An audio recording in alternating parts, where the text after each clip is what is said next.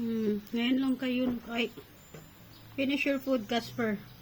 Ngayon lang nakapag breakfast. Finish your food. Finish your food. Ngayon lang pag breakfast kasi maaga kaming umalis papuntang hospital at immigration. Sarado ko na lang kasi hindi tatapos ng kainin. Agad-agad iniisip pumasok at maglaro. Hinahayaan ko silang kumain dyan. Nandun naman yung WC nila. Ayun. Hindi makita ayun. Yung WC nila. After lang kumain dyan, yan sila. Yan dyan. Yung 2 levels na yan. Ito. Sinadya talaga namin bakante para sa kanila. Dati bakante yan dyan. Ito. Kaso, problema, pag nabakante dito, ningangat-ngat nila ito. At itong dito, yung mga halaman ko. So, nilagyan ko na lang dyan. Tapos, itong screen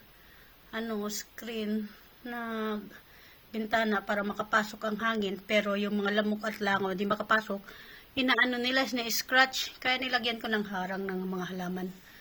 Nilagay ko dyan ang lemon, mandarin. Ayan. Para di na lang sila pumunta dyan. Tingnan mo. After kumain, umakyat na. Pwesto yan ni Casper. Kinano ni inunahan siya ni Sophie. Mas gusto nila lang nasa taas eh. Yan si Casper nag-CR. May tubig naman na sila yun. Araw-araw pinapalitan. Yung CR. Ihi siguro. So, yun lang. Late na silang nag-lunch. Nag-breakfast pala. Breakfast and lang yan sila. Twice na lang pinapakain kasi nagtatai. Dati, pinapakain ko yan ng 3 times a day. Tumai si Casper. 3 times a day ko yan pinapakain. Ngayon, twice na lang, morning and evening. Tapos pagbasa yung tae nila, evening ko lang pinapakain. Kasi baka na-overeat eh. Ayan. Buti na lang hindi basa yung tae ni Casper. Ang laging basa ng tae ito si Sophie. Matanda na kasi. Kapareho lang naman sila ni Casper, 9 years old. Ayan. So, yun lang po. Mamayang gabi ko na naman sila pakakainin. Na late lang today kasi pumunta kami ng maaga sa hospital. Tapos after the hospital sa EMEG. So, that's all for today. Thank you for watching.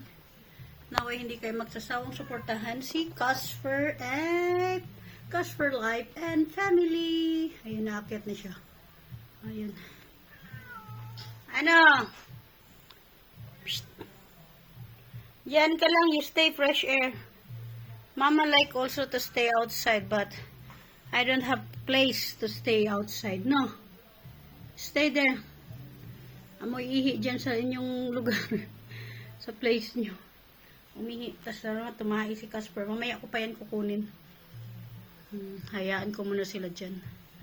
Paggabi naman, nandito sila sa loob. Nagtatakbo-takbo. Kaya yan. Yung cucumber ko may halaman, may bulaklak na. Yung fettuccine ko may bulaklak na.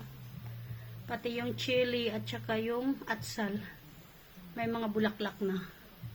So, yun lang.